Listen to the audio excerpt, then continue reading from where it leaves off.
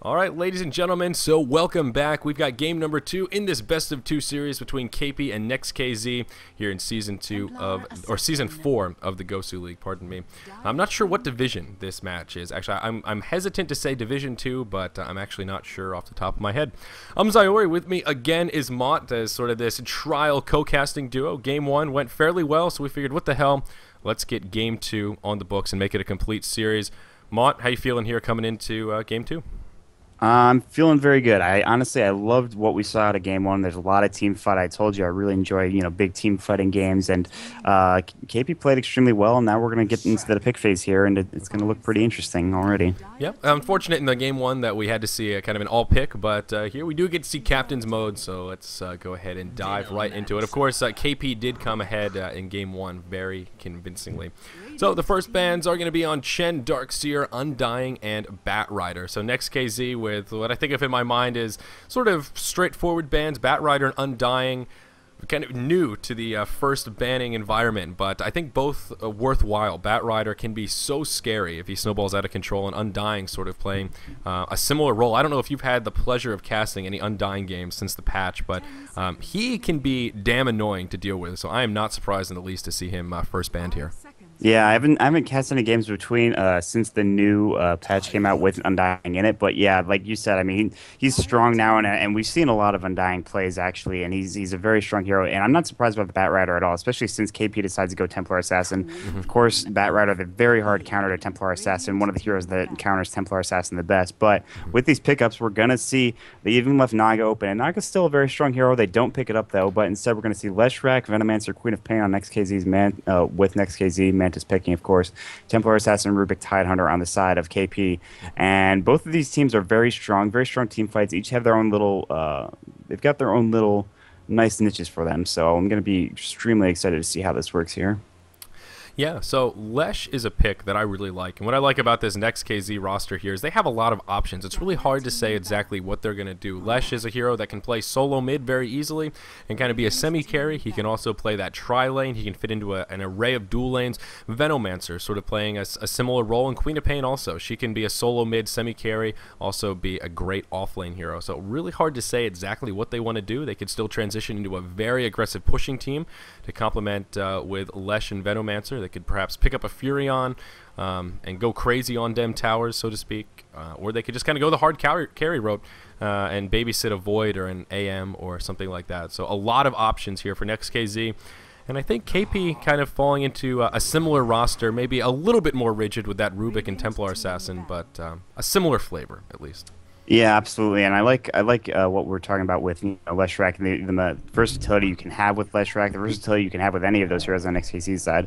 What I expect to see coming out of Next.kz, I expect to see them pick up a hard carry, have Leshrac, Venomancer, and plus the hard carry and a tri-lane, probably something like a CK unless they ban it out, which actually they just did, so they'll probably go for another stunning hero. They have Ensnare with the Naga Siren available, so that way it'll be even easier to get a hit with Leshrac. Instead, they're going to go for a Slardar, who actually might be a good offlaner if they decide to pick that up and still go with the tri-lane, and then Anti-Mage picked up by KP. So right now, I expect to see Templar Assassin in the mid lane for KP, Rubik with the Anti-Mage and perhaps another hero in a tri-lane, or actually they could do this a bunch of different ways, which it really takes the 5th pick to see what happens. Yeah, I mean, they could take a jungler here if they wanted. AM and Rubik could lane together, and we could throw Seize Tide in the offlane, but actually Nature's Prophet was going to be the jungler that I was thinking, and even with that said, he doesn't necessarily have to jungle. They could tri-lane with Rubik, Tide, and Anti-Mage, and throw Furion into Suicide if they wanted. So still a lot of options. I've certainly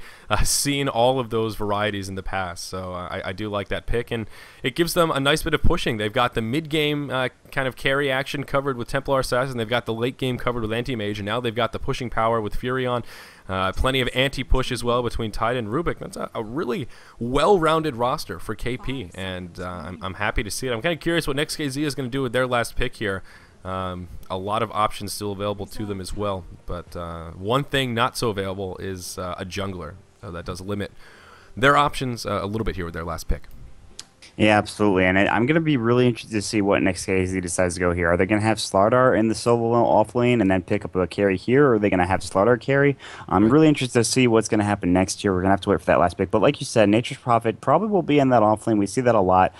He's not so much in the jungle anymore, and we probably will see Rubik, Tidehunter, and Anti-Mage in that tri lane there. So we'll see what they decide to go here once the game gets started up. But we have about 50 more seconds before Next.kz. Yeah, and they're really in a bit of a pickle here because, I really like the Disruptor pickup against Anti-Mage. And we saw Disruptor last game and how irritating he can be, how strong a really strong Disruptor player can be. And Glimpse, does, as well as Kinetic Field, really limits the mobility of those Blink heroes. Now, unfortunately, they don't really need another support. And if they go for that hard carry route, it's going to be hard to go toe-to-toe with a TA-AM combo, but they're going to go with a Clinkz last pick. So, Maut, I don't think I've ever had the privilege of casting a Clinkz game. Could you perhaps shed some light on what we may see in this match? Well, we might see what we see a lot with Bounty Hunter when we see a Bounty Hunter pick up, and he likes to roam around with the Skeleton Walk, look for ganks. He's a very aggressive ganking carry, but he can also be very strong. He's very good at pushing towers. This is going to be a very heavy pushing lineup from Next.kz because you've got straight from Clinkz. You have Leshrax's Edict. That's a lot of damage, plus the ward, so they're going pretty much straight out push right now, whereas the counter push from KP is pretty strong, and we'll see what they decide to go here. I do still expect to see Clinkz with the tri lane here, but we might see something different. We never know. Next.kz could lane it up, any different way right now. In fact, we do see a lot of different lane configurations happening right now. Oh, you know what? I think they're actually going to send Clinkz into the solo lane. They're going to have Quap go mid, and then the tri lane will be the Rubik with the Slardar and the Leshrax. So actually, that might be better than having Slardar in a solo lane.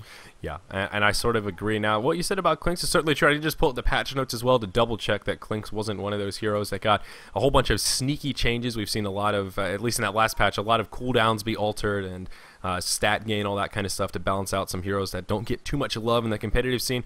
Clinkz isn't really one of them. They increased the max end on strafe from 110 to 130 on that attack speed, so really not a huge buff. I mean, very minute, does help add to that pushing power of Clinkz, but still not a change that I think will really allow us to see too much Clinkz play. I'll be curious though. He is a little bit of a snowball hero. Can be very can be very scary as well. The thing about Clinkz, in my mind, I think of him as almost kind of like a brood mother. Not necessarily one that will take over the game every single time, but if you leave him alone, he's gonna shut that lane down. He's gonna push it, and if you have a team kind of built around it, where you have 4 heroes that can hold their own, can push other lanes simultaneously, he can be really dangerous in kind of a split pushing situation. So we'll see. I'm at the very least excited to see how Clinkz works out in this game 2 here. Yeah, that's definitely a good point. And good point bringing up Broodmother. They both like to go for that Orchid Malevolence and go for that Snowball, amplify that damage, and also silence at the same time. And it's really gonna depend on and see how fast you can get that Orchid. Meanwhile, bottom, I keep looking here. They look like they want to go. I don't want to talk over a team fight right now. Yeah, they're looking for it. Unfortunately, AM isn't necessarily the greatest asset in those first blood attempts. He did go Blink first here. So we'll see how this ends up settling down. We see Venomancer going to be moving around and going to be camping out this bottom rune. So depending if the rune spawns bottom, nope, it's going to... Oh, there it is. Double damage, so they may be able to make something happen. Anti-Mage going to come in. He is going to be able to pick up the double damage, and I'm actually surprised he didn't chase that Veno a little bit more. Of course, he didn't have vision on the high ground, so there could have been a trap. There could have been Ronin and Stallcat there waiting for him, but double damage Anti-Mage to start this off. He's at the very least going to be able to pick up a couple of free last hits. Yeah, that's going to be a great start for his farm. He really needs that, considering it goes for the Stout Shield rather than the Quelling Blade, which, I mean, not a big deal, obviously. You need to be able to get that farm without the Quelling Blade. You have to do it and learn how to do it sometime. But like I thought, they have this tri-lane here with the Tidehunter and Rubik, so everything is going pretty much as expected. So pretty typical, cardboard cutout lineup from KP. Meanwhile, of course, Next.kz going for a little bit more interesting lineup, and Ronin going in with a nice little Slithering Crest just to push not off the lane a little bit, but not too much. So. Yeah, and I really do like the Slardar pick as kind of the primary farm recipient in this tri-lane. I guess we could label this a carry Slardar. He's a really strong hero, and generally what I say when we see a Slardar is his problem is that he requires a lot of farm. So he fits into this tri-lane mentality very, very well. I think an early or relatively early blink on him is so devastating on someone who knows how to play an aggressive Slardar. But I will be curious to see what build he goes for.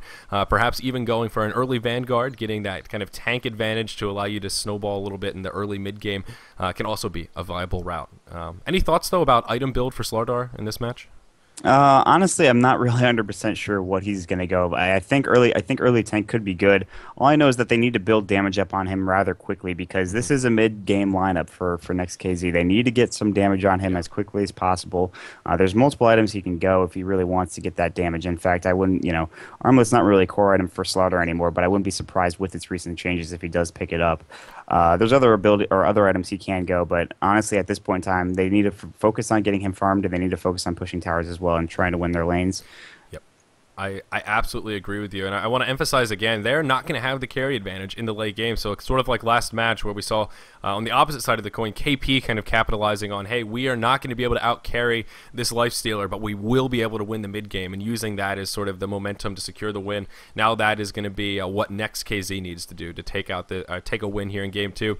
And what's great about Slardar in sort of an anti-carry perspective, or a nice mid-game carry perhaps, of course, amplified damage did get buffed in the last patch. It's now 8, 14, 20. At level 16, minus 20 armor on amp. That is just absurd. That is so much armor. And also, Slardar does have a really high base armor. You see, he starts at 5. Anti-Mage only starts at 2. So again, just more evidence as to why he's going to peak a little bit earlier than some of these hard carries. So, moral of the story, amongst this pause here and a little bit of rambling, I'm a big fan of Slardar Maut. I think that's what I'm trying to express here. Hey man, I'm right there with you. I love Slardar. Slardar is one of my favorite heroes, specifically because of that amplified damage. I can't tell you how many times we've taken so many quick Roshes because of that amplified damage. I mean, with this change, that Roshan is going to melt. Yeah. And it's going to melt between the Edict damage, between the wards. He's just going to go down quickly. They could take this very early if they really want to. Once they have at least a little bit of advantage, plus their dire side. So that's actually a really great thing to point out. Between being dire and having a Slardar, they're going to be able to take pretty much as early a Roche as they want, and that does put a little bit of pressure onto KP to keep their wards up. Around that 6-7 minute mark, when that initial round of wards go down, that's when things tend to get a little bit sticky, and they're going to have to make sure to keep sight up kind of at all times. And even so, there are ways around those wards. Certainly, smoke in that early game could set up for an easy Roche, so they're going to have to be on point with that for sure once we get back into this game, which hopefully won't be too long. They need to implement a auto skip pause function here into Dota 2, I think. Yeah, I mean, especially for VODs, it's like, okay, like we know there's a pause. Can you there should be a button that's like, okay, bring me to live action, or like at least when the game is being played, because just sitting here and pause, not knowing when we're going to come out of it, is just kind of frustrating. It's like, wow, we're in a replay, so theoretically we could just skip ahead, but it's so frustrating when you skip too far ahead and you're just like, crap. Now we get to, I don't know what's worse, jumping around and scaling in the replay and revealing how far we are in the replay in the grand scheme of the timer, or if it's better just to sit through the pause and hope for some positive RNG that Lesh will be able to reconnect in a timely manner. It looks like, according to Mantis at least, he'll be back momentarily. So. Yeah. And speak of the devil, actually, Lesh has already picked up a smoke. It's sitting in his stash, so perhaps they are going to kind of take heed to our advice here and attempt, maybe not a super early roast with that particular smoke, but at least, smoke for early aggression is on the plate. They're considering it, and I think that may work very nicely for them.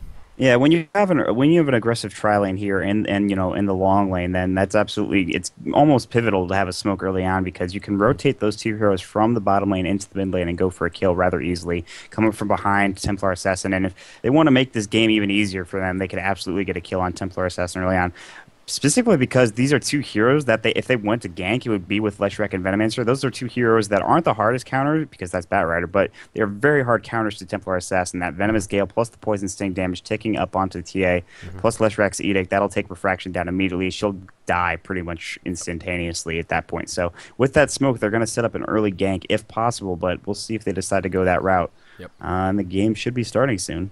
Yeah, Lesh is Yay! reconnected. Yeah, yay! We see the G's, and that is definitely what we wanted to see. So you're exactly right, though. Hopefully they can pick on that TA a little bit. If they can either shut down this anti-mage hard or stop that TA from being an effective mid-game carry, that's going to be kind of the window for Next.kz. They need to do one or the other.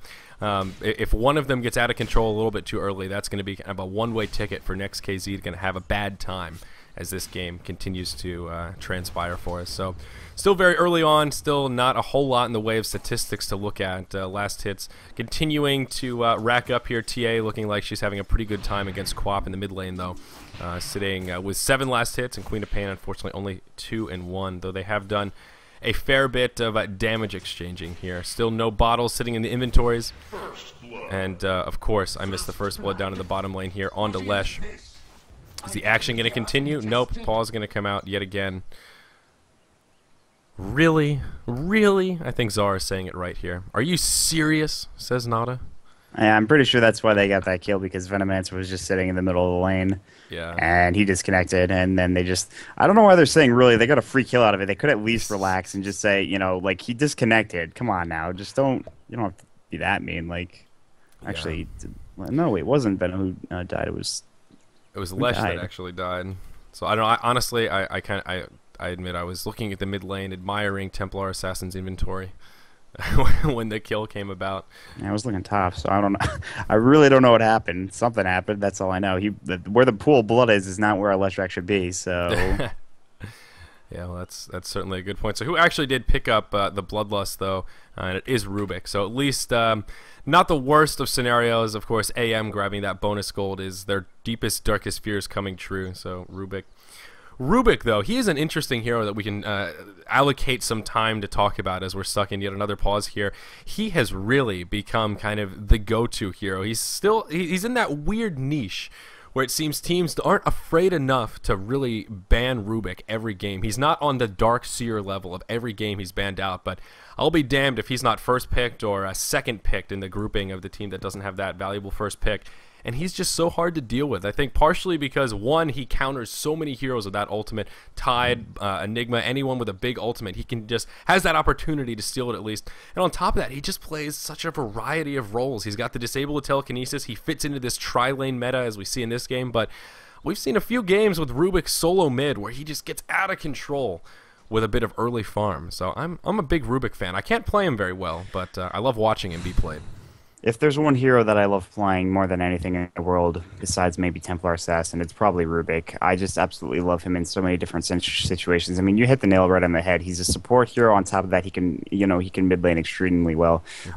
He's midded by such players like Dendy of Dendy fame, and of course Ferrari and other heroes. Other great mids. And at the same time, he's also played support. By people like IX Mike play support Rubik very well. And he's played that way for multiple reasons. If you want to go mid, you have a very good last-hitting ability called Fade Bolt, which not only does a ton of damage, but it's also got damage reduction. So it's already like, okay, I'm going to Fade Bolt you, you're going to take damage, and if you try to attack me back, you're not going to be doing as much. Right. So it's very frustrating for certain heroes to deal with. On top of that, he's got great potential using his telekinesis to put you in tower range, put you on ledges if you're in the mid lane. Be very frustrating.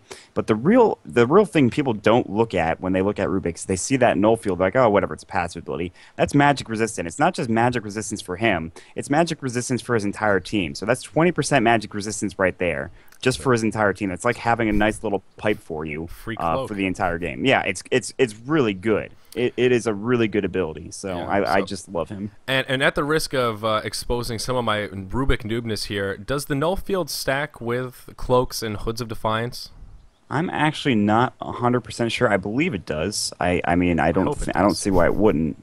I imagine it does, and with Anti-Mage, wow, there's some synergy there that I never really thought about. Those two on the same team being a little bit scary, but Spell Shield giving AM a good bit of magic resistance as well. That makes him pretty tanky against all this magic damage.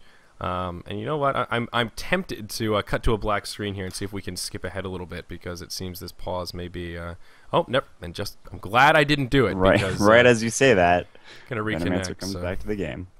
And hopefully this game will... I mean, I don't understand. This game has been paused for like 10 minutes. Yeah, this is... And you know what? When we're looking at the chart of matches, I noticed that Game 2 had a higher proportion of dislikes. So we're going to hold that theory crafting here. Venomancer going to be in a little bit of trouble. A few more auto attacks going to be enough to take him down, and Rubik going to be one to grab that kill. There's the telekinesis onto Slardar. He's completely out of mana, does not have sprint quite yet, and he will be able to survive, but not going to be able to do much with his 2 supports dead. But yeah, I did notice on the client there were quite a few dislikes on this match, so perhaps the abundance of pausing is part of the reason for that. But alas, KP going to be able to grab 2 easy kills here. That's going to set them ahead 2-0 and about 2 minutes worth of gameplay. Yeah, but going back to the the dislikes, and I mean that's what you have to deal with in an online tournament with Dota. These things happen. So it's the bane of live casting. And there's another one. Are you kidding? Man, Venomancer, dude, your computer's made out of cheese, bro. It is a toaster. It is a freaking toaster. Toaster. Never put an all-metal knife in the toaster. So he's DC'd. They're not going to pause. They don't seem to be too worried about it. If they're not going to pause, I'm not going to be too concerned. There is going to be a smoke. Someone's controlling the Veno. He's still moving about the map. And we did see Quap actually almost in a little bit of trouble. He's going to be able to grab a haste rune. Now Pylai Die going to be in a bit of trouble despite Veno being disconnected. He's going to be able to grab a kill. Nicely done. I imagine Stallcat might be the one controlling him there. And that's going to serve for a very, very easy kill. They're going to head back to the lane and try and support this Slardar. Anti-Mage getting a little scary, though. He's now sitting 11-2. Slar only 7-3. So I think it's safe to say KP winning this tri-lane in the bottom. Maybe because of the disconnects, but winning it nonetheless. Yeah, I think that honestly the disconnects are really helping them. And this is just a good tri-lane comp. They've got the Tidehunter, they've got the Rubik. Meanwhile, I mean, it's just a lot of damage going out. You can see that right now. Yep, and more initiation. Veno going to get caught. He's still DC'd. He's going to fall. The Split Earth does connect with Tide, but not going to be enough to secure survival for Veno. So that's going to be 3-1 here now as we're approaching the 4th minute. Slar all the while able to pick up a couple of last hits now in tower range, but yeah, this bottom lane getting worse and worse for Next.kz, I think. And perhaps they're not pausing. They may have run out of pause time. I don't know exactly what the tournament rules are for Gosu League in the way of pauses and all that stuff, but uh-oh, Stallcat just poking up a little bit too far forward. I don't know what you were thinking, buddy. You're going to get caught with your pants around your ankles. Down he goes. That's going to be an easy kill for Tidehunter. And it's just continuing to get worse and worse for Next.kz down in this bottom lane. Yeah, this is not the start they wanted to have, I can tell you that much. But with Venomancer not being able to be here and be controlled, that requires a lot more work on Stallcat's part to micro those 2 heroes in this lane. And if he doesn't reconnect soon, I think honestly Next.kz would have to probably concede this game. Like it's just too much. Yeah, they need to put comments on these games or something. A lot of people to comment and just say, "Don't bother watching with DC," and then forfeit 5 minutes in. I hope that's not where this game goes, but very well could be. But that's the bit of RNG we get here when we roll the dice. We kind of just pick this series randomly, like, all right, KP, Next.kz. Let's do it to it. So we'll hope for the best. Let's take a look at some of these other lanes, though. In the mid, Fada still continuing to have a dominating presence here. As we saw in that last game, he played that solo Juggy that we were both impressed with, and his TA seems to be on a similar level. He's leading the way, 28-7 on that last hit chart, and Queen of Pain sitting 16-3, so obviously not getting the better of the farm here. It looks like Fada does have at least some rune control here, which is a little bit surprising against the Queen of Pain. Generally speaking, with that blink mechanism, the Queen of Pain does have the mobility to control runes fairly easily. So Fada just doing a very nice job, and now that Quap's in the base, I think Fada may be able to pick up this 6-minute rune as well. Yeah, I mean, right now at this point in time, really the hope for KP at this point, or not KP, but the hope for Next.kz at this point, I think, has to be the Clinks, who's doing a decent enough job here in the top lane against the Furion, but somehow Furion's actually gotten more farm. I think it was actually just because of that last Nature's Wrath there. And meanwhile, he's going to TP. It looked like he was going to TP bottom, but I guess he's going to decide not to, so. Oh, so painful. Queen of Pain almost level 6. Probably could have secured a kill on the Anti-Mage if she had that Sonic Wave, but just not going to be able to make it happen. Lesh going to go too far forward. He's going to fall. Rubik going to grab that kill. AM going to come back in looking to make something happen. Veno tunnel visioning on the Barbar, of course. Still DC, controlled by someone else, and it seems whoever is controlling Veno... oh, pardon me, that upper respiratory infection. Oh my. They do manage to get the kill onto Rubik, so he does get ticked down, but yeah, unfortunately the micro skills here for controlling 2 heroes, extraordinarily difficult, and Next.kz just doesn't seem to have a Chen player that is able to make these this happen. So very, very unfortunate. But we'll see. We see Queen of Pain down here in the tri-lane now, wasting a lot of time. Still not level 6, opening up a huge window for Fada to free farm, and he's just starting to skyrocket now, 38-7. Yeah, absolutely, and that's scary. I mean, you don't want to give Templar Assassin any farm in this lane. I mean, once Templar Assassin's a very strong mid lane hero or mid game hero, so once you give him even a little farm, you run the risk of having him come in, just trap it up, meld it up, refraction, just a ton of damage, even without any items, even without phase boots or bottle. That's, I mean, look, he's gonna go right on to Remember here. It might be trouble. Yep.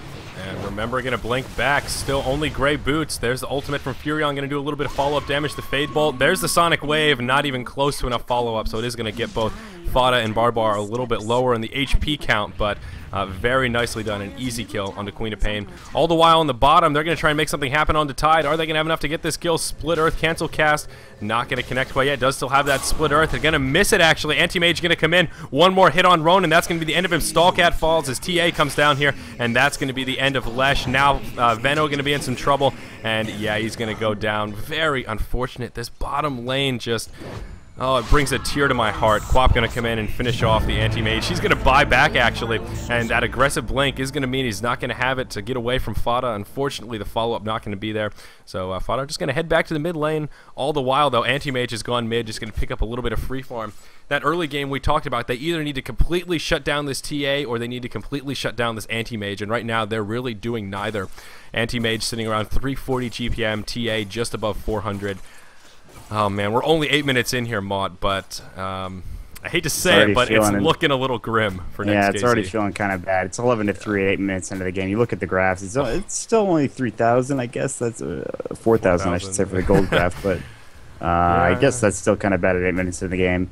But really, yeah, like you said, they had to shut down the anti-mage. They had to shut down the Templar Assassin. It's hard to do that 4v5. Really, the only hope they have is Mantis getting some farm, but that's just, I don't think that's going to happen. He's trying his best, but he needs to gank. He needs to get kills, and I don't think that's going to happen. Meanwhile, dive middle, and I think Remember is going to be able to get out just fine, but barely. The skin of his teeth, so... Yep, you're going to catch up maybe a little bit of lucky RNG. We saw Templar Assassin throwing out the traps, but neither of them were able to connect. So a noble effort, but unfortunately not what he was looking for. We are going to see a smoke in this bottom lane, though. The Pain train is on their way, and we'll see what they can do. They're going to come down to the bottom. They'll see the TA illusion, and it looks like they're going to head mid. So they want this Templar Assassin. Ronan is now level 6. They have the amplified damage. So this may be an easy kill. Of course, she will not be able to go invisible, which is going to make things a little bit more difficult. Refraction going to be used straight away. And there's the amplified damage, so not going to be able to stealth. What is it? Meld, pardon me. I should have known. Shadow Meld. It should have been the first thing that comes to mind when I see an elf. But she's on the run and might be able to survive here. Does have those phase boots. That's giving her a little bit of an advantage. Ronan finally going to be able to connect. Queen of Pain going to come in as well. Mantis flying in, and we're going to see Fada in big trouble. Yep, down he goes. So unfortunately, not much he could do right there, but Nature's Prophet does get a kill onto Lesh. A big ulti there from our Furion, and that's going to level it out a 1-for-1. So the global presence up in the top lane proving to be very effective. Tide also grabbing a kill onto Queen of Pain. I have to admit, I actually did miss that one on camera. He just used a Ravage. He was on the high ground, she was on the low ground, and ravaged up. Rubik came in and helped him out too. The interesting thing to note that amplified damage has been stolen on Rubik, and that's dangerous. That is 100% dangerous because that's a lot of damage going the way of KP, which they honestly at this point don't really need. So I'd be very scared if I was Next.kz and I see Rubik around. Yeah, that is really scary indeed. Now, we were talking about Rubik earlier on, some of the things that make him scary. Up in the top, Zar going to be in trouble. Mantis using that farm to his advantage. Klink's going to grab his first kill of the game. He's going to be in big trouble now, though. Rubik doing what Rubik does best, and that's using those stolen spells to give his enemies a taste of their own medicine, and that'll be enough to secure a kill on the Mantis on the Klink. So that will set Klink's 1-1 now, 1-1-1 actually, all across the board. So Benno going to fall as well. Tide going to be able to chase him down. An unstoppable streak coming out here for Pylai die on that Tide. He is 6-1-7, leading the way for KDA here in this game. Off to one hell of a start. Do want to point out though that farm on Klinks, he does have the most last hits by a nice margin, 61-7. So perhaps a little bit of life yet in the team of Next.kz, but again, it's going to be quite the mountain to climb if those graphs are at all telling of how this game's been going. Yeah, absolutely. I want to point out something with the Nature's Prophet that was really great in that last fight. Nature's Prophet still had his trees up during that last team fight, and what he did, he blocked Clinks in with his trees and made sure that he couldn't leave. There was no mobility for him. Venomancer got out a little bit, but they were able to slow him down, and of course Gush getting the kill, so excellent play from Czar there. Meanwhile, like you said, Clinks with the most last hits, that's kind of critical. He needs to get the farm. He's got a quarterstaff, going to work towards that Orchid as quickly as possible, but it just might not be fast enough. We'll have to see. It's 15-5 at 12 minutes in the game. We'll see what happens for the next few minutes. Yep, and I think you hit the nail on the head with it might just be a little, kind of too little too late as Anti-Mage in this bottom lane. He's kind of in free farm mode at the moment. He's got his Perseverance picked up. He's got enough for that, almost enough for that expensive piece of the Battle Fury. So he's about 1,200 gold off. That's pretty scary. He can pick up the Claymore, pardon me. So he's scary. Once that Battle Fury comes out, of course, that's when Anti-Mage really starts to pick up the farm, and I would say he's on par for like a 15-minute Battle Fury, something like that. That is damn good, considering he doesn't really even need to carry in the mid-game. All he needs to worry about is the late game. Fada's got this mid-game on lockdown, just going to be able to pick up the Blink Dagger here around the 12-minute mark, and this is pretty much TA having a field day at this point. Oh no, Remember going to port in despite the tower going down. I don't know what you were thinking, buddy. Probably should have canceled that one. Yeah, and they just say GG at this point. They're pretty upset. It's 16-5. Wrong chat. It says Remember, so a little bit too early for a GG. But at this point, that's what it's looking like. Not actually going down to Leshrac in the bottom lane, but he'll buy right back. He doesn't even care about his Battle Fury, which he was pretty close to at that point. Yeah. They're gonna get the kill on Venomancer, and after that, it's just oh boy. This Tidehunter, man, somehow or another, he's the one picking up these last hits. 9, 1, and 7. That is one of the best KDAs I've seen on a Tide in quite some while. So it looks like Pylai Dai having, I don't want to say the game of his life, but a great game nonetheless. Up in the top lane, whoa, we did miss a kill on the Anti-Mage. Clinks was able to finish him off. I did actually miss that one, but unfortunately in the bottom lane they did lose that tier 1 tower, and very well may lose a tier 2 tower here as well. All 4 of these heroes except Anti-Mage pushing forward. That's going to be the end of Queen of Pain. She already had that blink used. Ronan going to be in a little bit of trouble here. He's going to be forced back, and he's going to be able to turn and throw an amplified damage on the TA. Of all the targets, the most valuable to reveal, of course, but still, there's no follow-up on the way, and we're going to see KP just head for the hills. Yeah, I mean, they got the tier 1 tower. They got a few kills out of it. It's a good thing that Fada's really carrying this mid-game, because not only did Anti-Mage buy back after he died to Leshrac, he went to the top lane and immediately got killed by Mantis. So, yeah. Not the best plays there. That gives Clinks one of his Oblivion Staffs. Does need 2 in the recipe for the Orchid Malevolence to finish up. And at this point, 20-7, tier 2 was getting pressured bottom, but it's still there. Meanwhile, there's no tier 1s available on the side of Next.kz. Of course, KP has all of their tier 1s, it looks like, except for the top. So they just really, I mean, they need to keep farming Fada, Nada, and they'll be pretty good. If you look at the graphs, those kills on Anti-Mage did start a plateau. So again, that shows that there is some life still in Next.kz here. 20-7 is not where they want to be on the kill chart, but they still have a chance, and this Clinks is that chance, living and breathing. He's almost got enough for that second Oblivion Staff, so the Orchid going to come out a little bit quicker than we probably originally thought. Up in the top lane, Quap going for that rune, and unfortunately she will grab it, but going to pay the ultimate price for that invisibility rune. Not even going to be able to keep it in the bottle, is going to activate it, so totally wasted effort there. Unfortunately, going to be another free kill for Team KP. Yeah, and they're right now they're just picking heroes off, and I'll be the first to say that there's no game that you can win every game of Dota, no matter how far behind you are. There's always a way to win a game of Dota, but with the way things have been going at this point in time, they're ganking so freely. As long as they keep this advantage up, as long as they keep pushing, I just don't see any way that they can come back. But that being said, they could just absolutely throw this completely hard. I don't see that happening, but it's possible. I would certainly love seeing it. Yeah, I mean, I'm fine with comebacks. I agree with you. I always hate to be that guy that's like, oh man, it's looking like it's over, because it's true. There is always that chance that teams can come back. We've certainly seen teams with huge leads overextend and throw away the huge leads that they picked up in the early game. But I think that net worth chart is pretty damn telling.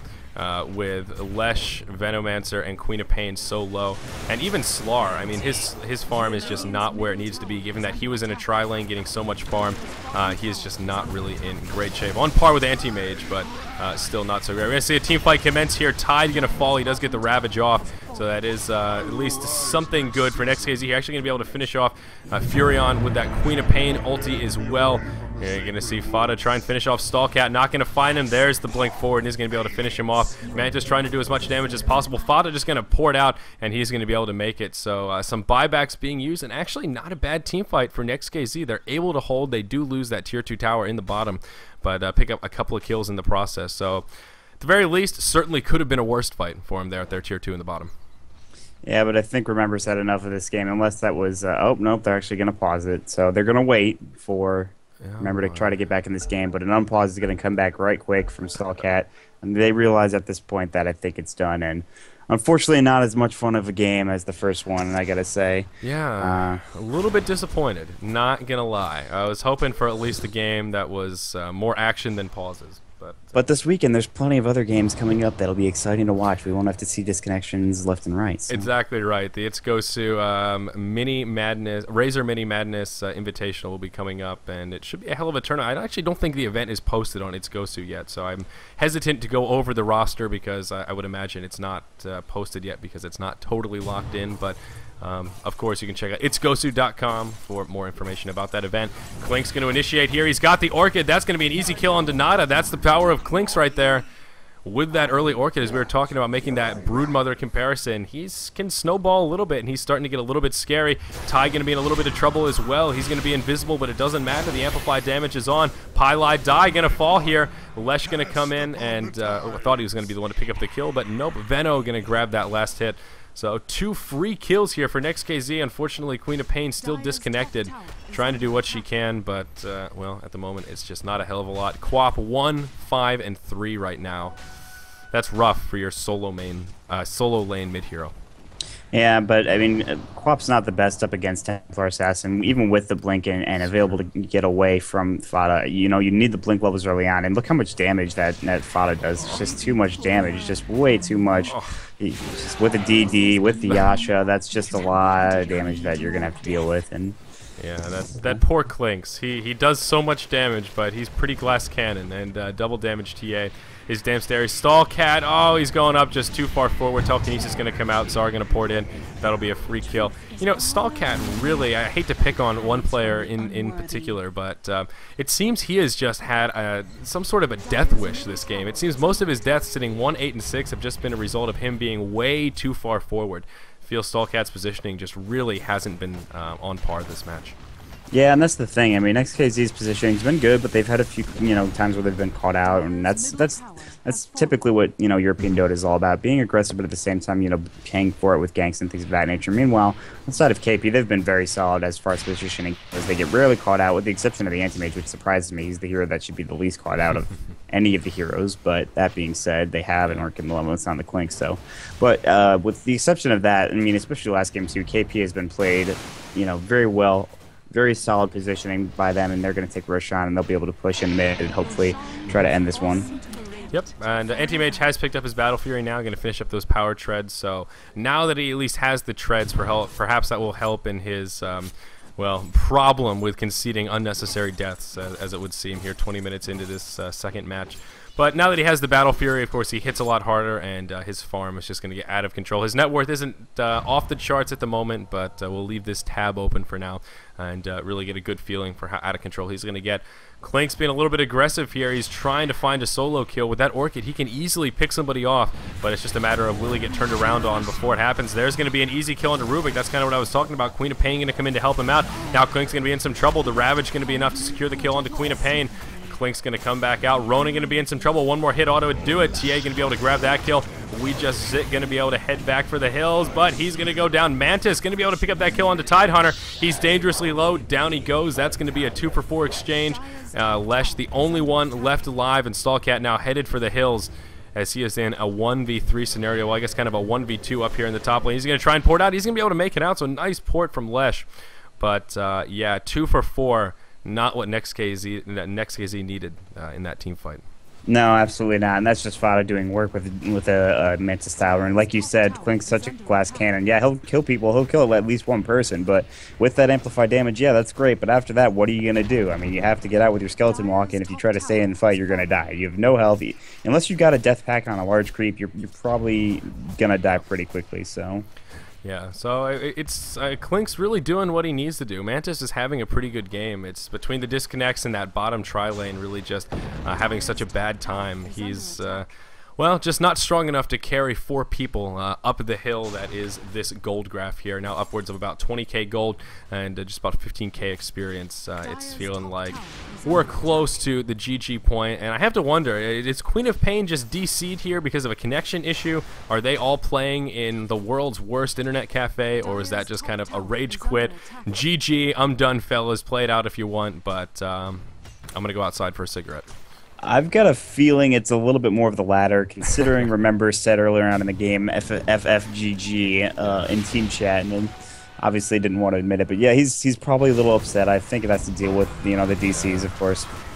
But it is pretty frustrating. I mean, of all the things, that is definitely a frustrating loss. It's like, well, we lost this bottom lane because you guys have crappy connections. Is that's what's happening here? It's just if I was on that team, I'd admit I'd probably be a little bit angry as well. But some more kills transpiring here in the mid lane. The Dire side getting pretty much cleaned up. They did manage to pick up a couple kills. I believe they did grab a kill onto Rubik, as well as a kill onto Furion, but an instant buyback from Furion, and yeah, they're going to be able to pick up that last kill onto Queen of Pain, and GG, well played, comes out from Stallcat, and I think maybe a little bit overdue at this point, but at least some manners from both sides, GG's, and look at that, Mantis actually going to apologize. Look at that. I love to see good manners between teams. It always makes me smile a little bit.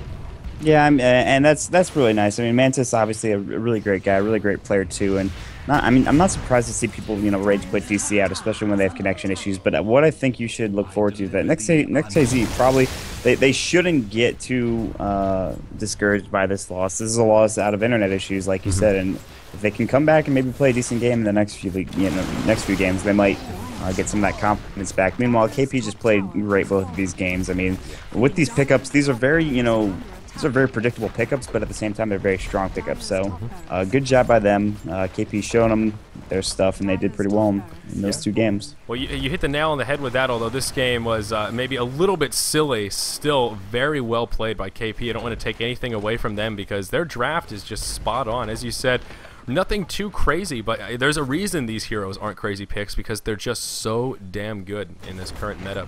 And anytime you see a TA and an AM on the same team, it's like it's going to be hard pressed for their opponents to really have an easy time winning this match. That is just a scary duo because you cover such a large portion of the game that with really just a mediocre farm, you can be so advantageous. Kind of as we saw in this game as well. Anti-Mage didn't have the greatest start, although they won the tri-lane. His farm wasn't out of control, but TA was more than enough to carry them through that mid-game. So, looking forward to seeing KP in the future, man. That was enlightening for me, at least. A team that I didn't know much about. Well, yeah, looking damn good in this series. Yeah, I had no idea they were nearly this good. They looked really strong, though, and I'd like to see them in the near future and see how they do. So, keep an eye on them. Absolutely. Again, guys, this was a Gosu League matchup here, one of the more recent matches. So hopefully you enjoyed the casting. I believe it was casted by Purge as well. I'm Zyori. With me was Maut for the first time. Hopefully you guys enjoyed the cast. And, of course, stay tuned for to ZyoriTV for plenty more content.